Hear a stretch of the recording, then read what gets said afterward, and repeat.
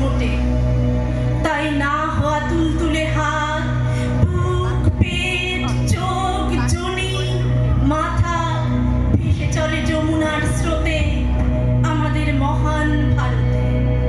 তবুও বেঁচে আছি।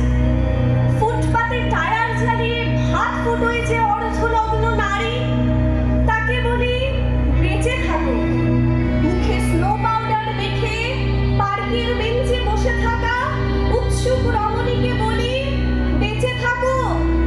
শীততাপ নিয়ন্ত্রিত ঘরে অলংকৃতা দুঃখিতাকে বলি বেঁচে থাকো। মধ্যরাতে ঘরে ফেরা বার মাতালের বধূকে বলি বেঁচে থাকো।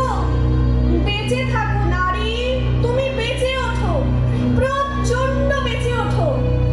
আমি লিপস্টিক, আইশ্যাডো, ফেসিয়াল, আমি পাপস্টিক, আমি হাড় কাটালেন, নিভৃত জ্যোৎস্নার নির্জনতম অশ্রু, আমি বৌঠান, আমি মীরা, আমি বনলতা সেন।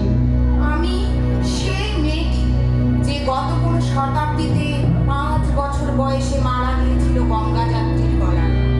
কুলীন ব্রাহ্মণের 365তম স্ত্রী, অন্যতমা হয়ে স্বামীর গর্বে হয়েছি গর্বিনী। তৃষ্ণায় আটক ঘরের মাটি লেহন করতে করতে প্রাণ ত্যাগ করেছি। সন্তানের পর সন্তান জন্ম দিতে দিতে দিতে মুখ টুকরে পড়েছি সূতিকাগারে, জ্বলে পুড়ে মরেছি সতীদায়। আমি বুঝতে পারিনি চাকরির জায়গায় নিজের কাজের কৌশলতা দেখাতে নেই। আমি বুঝতে পারিনি আমার প্রেমিককে তার প্রেমপত্রের বানান ভুলগুলো ধরিয়ে দেওয়াটাই আমার ভুল হয়েছিল। আমি বুঝতে পারিনি আমি যদি কবি হতে চাই, আমার বন্ধুরাই বলবে ওটা কবিতা হয়নি, পদ্য হয়েছে। আমি বুঝতে পারিনি এ শতাব্দীতে দাঁড়িয়েও এ পুরুষ শাসিত সমাজ বুদ্ধিমতীদের জন্য আজও অপ্রস্তুত। আমি মৃত্যু দেখেছি, আমি পাপ দেখেছি, আমি পঙ্ক দেখেছি। ট্রেনে, বাসে, ভিড়ে অচেনা হাত আমাকে স্পর্শ করে, যেন আমার শরীর আমার নয়, পুরুষের বিচরণ ক্ষেত্র শুধু।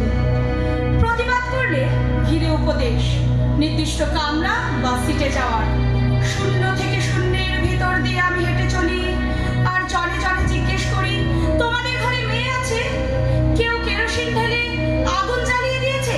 তোমার কন্যার দেহে একটু রাত করে ঘরে ফেরা তোমার মেয়েটিকে কুপ্রস্তাব কেউ দিয়েছে? অন্ধকার পাড়ার মোড়ে পথের ওপর দিয়ে আমি হাঁটি শুধু এসব প্রশ্ন নিয়ে, আর দেখি ধুলো উড়ে শুধু, বালি ওড়ে নিরুচ্চার শূন্যের ভেতর। চিৎকার কর্মে দেখি কত দূর গলা যায়, আমাদের শুধু মোমবাতি হাতে নীরব থাকার দায়।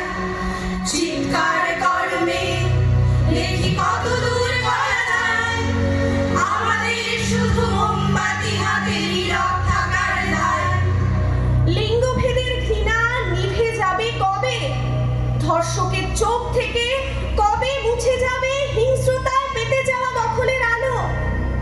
পৃথিবী জানে না এই উত্তর আজও। নারী, তুমি বেঁচে ওঠো, নিঃশ্বাস নাও অমূল হাওয়ায়। এই আকাশ তোমার, এই আকাশের সব নক্ষত্র তোমার, এই নদী, অরণ্য, কাশ ফুল তোমার, এই ঝাউ পাতা তোমার, এই মেঘপুঞ্জ, জল, হাওয়া তোমার। আর যেন কোনো নারীকে কেবল তার গন্তব্যে পৌঁছানোর জন্য পেরোতে না হয় এমন দুর্গম অরণ্য। আর যেন কোনো পুরুষের গুহা থেকে এমন রক্তাক্ত বেরোতে না হয় কোনো নারীকে। এই মাঠ তোমার, এই শস্যক্ষেত্র তোমার, এই আলপথ তোমার, দিগন্ত অব্দি যত দূর দেখো এ সব তোমার। তুমি যদি নারী হও, তুমি মৃত্যুকে অতিক্রম করে বেঁচে ওঠো। তুমি যদি মানুষ হও, দু হাতের শিকল ছেড়ে একবার দাঁড়াও। এ হাত তোমার, দু পায়ে দৌড়ে যাও, এ পা তোমার, দু চোখে জীবন দেখো, এ চোখ তোমার। তুমি হা হা করে হাসো, এই ঠোঁট, চোখ, গ্রীবার্গ তোমার। তুমি আদ্যন্ত তোমার। আমি প্রণাম জানাই সেই প্রথম আগুনকে, যার নাম বর্ণ পরিচয়, সেই অগ্নিশুদ্ধ পরম্পরাকে, সেই সব পুরুষ রমণীকে যারা ঊনবিংশ শতাব্দীর অন্ধকারের হাতলে জ্ঞানের আলো জ্বালিয়ে এক জন্মে আমাকে জন্ম জন্মান্তরের দরজা খুলে দিয়েছে। জাগো নারী, তুমি আর জাগো, জাগো চিন্ময়ী রূপে। রক্তাম্বর বর্মা এবার জোরে পুড়ে যা শ্বেত বসন, দেখি ওই করে সাজে মা কেমন, বাজে তরবারি ঝনন ঝন। সিঁথির সিঁদুর মুছে ফেল মাগো, জাল শেখা জাল কাঞ্চিতা, তোমার খড়গ রক্ত হোক স্রষ্টার বুকে লাল ফিতা। হয়তো একদিন, হয়তো অন্য কোনো একদিন আমার সমস্ত মিথ্যে পোশাক ছুঁড়ে ফেলে দিয়ে আমি হয়ে উঠবো সেই অসামান্যা। খোলা চুল মেঘের মতো ঢাকবে আমার খোলা পিঠ, দু চোখে জ্বলবে ভীষণ আগুন। কপাল ঠিকরে বেরোবে ভয়ঙ্কর তেজ রশ্মি, হাতে ঝলসে উঠবে সেই খড়গ, দুপায়ের নুপুরে বেজে উঠবে রণদুন্দুবি। নৃশংস